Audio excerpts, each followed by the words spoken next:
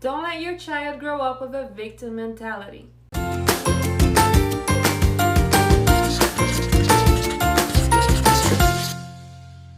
Hello everyone, I'm Thais from Big Life Journal, and before we get to the video, leave us a like and subscribe to our channel. If you don't want your child growing up with a victim mentality or thinking that life just happens to them, teach them personal accountability. I am in charge of my actions. I'm responsible for my mistakes. I can take control of my life. Personal accountability means honesty. I broke that.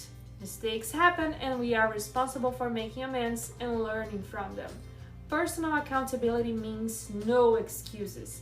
I pushed him, but he didn't want to move. No. Anything after the but is often an attempt to avoid responsibility.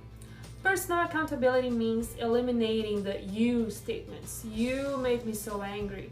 There is no blaming others for our behavior and emotions. We take responsibility for both. Personal accountability does not mean you aren't allowing your child to explain what happened either. Your child explains what happened while taking responsibility for their actions.